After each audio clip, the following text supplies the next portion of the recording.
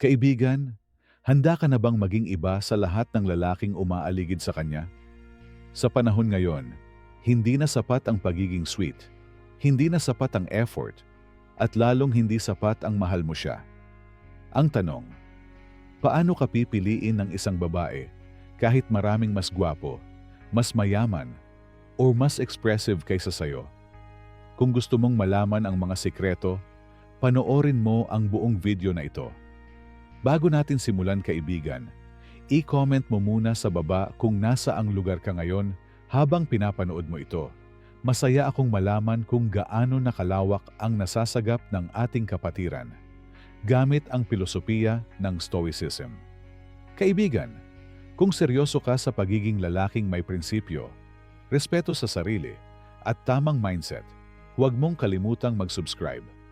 Dahil dito, tuturuan kitang manahimik, pero piliin pa rin. Tanong ko lang, paano ka pipiliin ng isang babae kung hindi ikaw ang una niyang pinapansin?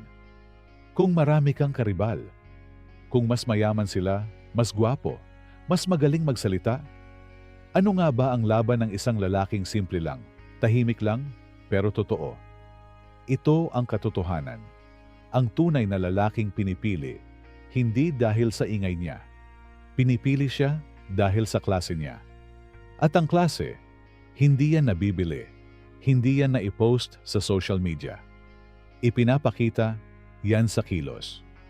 Kaya kung gusto mong ikaw ang piliin ng nililigawan mo, kahit marami kang karibal, eto ang hindi mo dapat kalimutan.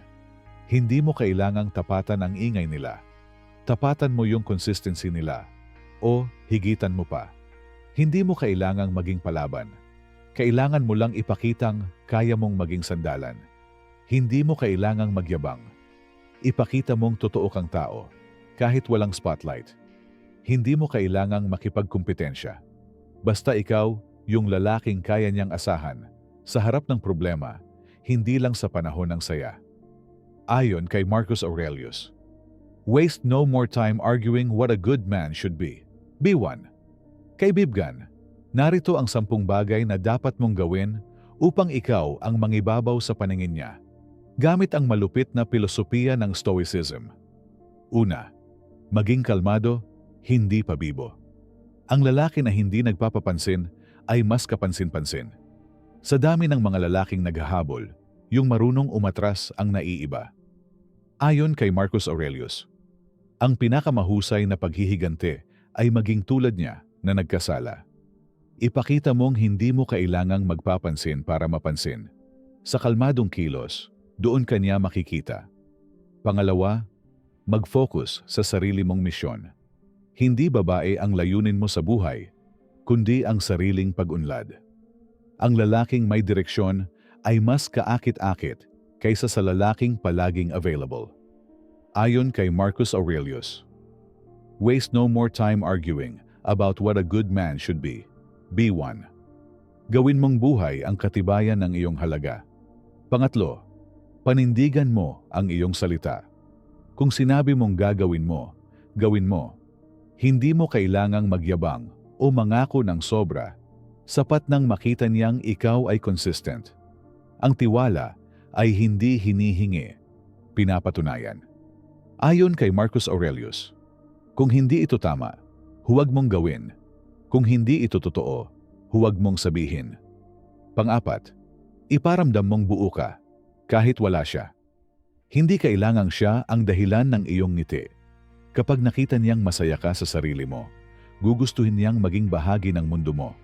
Ang taong buo sa sarili ay hindi kailangang habulin, kusa silang nilalapitan. Panglima, maging misteryoso sa tamang paraan. Huwag mong ibuhos lahat ng kwento sa unang usapan. Bigyan mo siya ng dahilan para gustuhin kang kilalanin pa. Huwag kang bukas na libro. Maging isang nobelang unti-unting binabasa. Ayon kay Marcus Aurelius, the soul becomes dyed with the color of its thoughts. Kung anong laman ng isip mo, siyang magre-reflect sa kilos mo. Pang-anim, matutong makinig, hindi lang puro kwento. Ang lalaking marunong makinig ay bihira. Sa panahon ng puro papogi Ang marunong umintindi ay panalo. Hayaan mong siya ang magsalita at ikaw ang umunawa. Sa ganitong paraan, ikaw ang pakikinggan niya. Pampito, igalang ang boundaries niya. Kung gusto mo siyang makuha, matuto kang hindi maging makulit. Ang respeto ay mas kaakit-akit kaysa sa lambing na pilit. Ayon kay Marcus Aurelius, "You have power over your mind, not outside events. Realize this, and you will find strength." Kaya mong kontrolin ang sarili mo. Ipakita mo yon. Pangwalo, ipakita mong marunong kang mag-lead. Hindi mo kailangan siyang kontrolin, pero kailangan mong ipakita na kaya mong pamunuan ang sarili mong buhay. Ang babae ay naa-attract sa lalaking may sense of direction. Hindi yung tanong ng tanong kung saan sila kakain, kundi yung nagsasabi, "May plano na ako." Pangsyam, hayaan mong ang resulta ang magsalita para sa'yo. Hindi mo kailangang magyabang. Kung magaling ka talaga, makikita niya yon kahit hindi mo ipagsigawan. Ayon kay Marcus Aurelius, gawain it para sa sarili mo, hindi para sa applause. Live for yourself, not for the approval of others. Pangsampu, alamin ang halaga mo. Huwag mong kalimutan, kaibigan, ang sarili mong respeto ang magtuturo sa kanya kung paano kanya dapat tratuhin. Ang taong may sariling respeto, hindi nagpapababa para lang mapansin. Sa halip, sila ang inaakyat. Ayon kay Marcus Aurelius, ang kaligayahan ng buhay mo ay nasa kalidad ng iyong mga pag-iisip. Kung sa sarili mo pa lang, mababa na ang tingin mo, ganun din ang tingin ng iba. Kaibigan, kung gusto mong piliin ka ng babaeng nililigawan mo, hindi mo kailangang magpa-cute, magyabang, o ipilit ang sarili mo. Ang kailangan mo ay magpakatatag, maging malinaw, at manatiling totoo. Ito ang mga hakbang na hindi pansinin sa simula. Pero yun ang mas tumatagal sa puso. Maging consistent. Hindi araw-araw dapat may regalo, pero araw-araw dapat may respeto. Makinig, hindi lang basta sumasagot. Maraming lalaki marunong magsalita, kakaunti ang marunong umintindi. Umasa sa aksyon, hindi sa atensyon. Tahimik mong ipakita kung sino ka, hindi mo kailangang isigaw. Maging matatag. Kapag ikaw ang lalaking hindi basta-basta natitinag, ikaw rin ang magiging tahanan niya balang araw. At kung hindi ka man piliin sa huli, kaibigan, tandaan mo, ang sarili mong halaga hindi nakasalalay sa desisyon ng iba. Ipagpatuloy mo lang ang pagiging mabuting tao. Hindi dahil gusto mong mapili, kundi dahil yun talaga ang totoo mong pagkatao. Kung totoo ka, kung totoo ang intensyon mo, kahit matagal, kahit mahirap, sa dulo, ikaw pa rin ang pipiliin. Kaibigan, ngayon na alam mo na ang mga paraan para ikaw ang piliin niya sa lahat ng manliligaw niya. May tanong ako, handa ka bang piliin ang sarili mo bago mo siya hintaying piliin ka?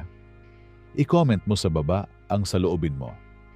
Sa dami ng manliligaw sa paligid niya, tandaan mo, hindi ang pinakamaboka, hindi ang pinakamasipag mag-chat, at hindi rin ang palaging present ang pinipili, kundi ang lalaking alam ang halaga niya, nananahimik pero matatag. Hindi mo kailangang maghabol para mapansin. Kailangan mo lang ipakita na hindi mo kailangan ng atensyon para maging karapat-dapat. Ang babaeng para sa'yo, kusa kang pipiliin. Hindi dahil sa pabibo mong galaw, kundi dahil sa tahimik mong tapang. Kaya ngayong natutunan mo na ang mga paraan kung paano maging kakaiba sa gitna ng kompetisyon, may tanong ako. Kaibigan, sa 10 paraang ito, alin ang gusto mong simulan ngayon? I-comment mo din sa baba at pag-usapan natin. At kung gusto mong mas marami pang Stoic advice, Tagalog, life tips, at malalim na mindset para sa pag-ibig at tagumpay, huwag mong kalimutang mag-subscribe sa channel na ito. Tandaan mo, gawa ito sa tiyaga, pahintulutan ang resulta na mag-ugat. Tahimik, pero mabagsik. Iyan ang lalaking hindi lang hinahabol, kundi pinipili.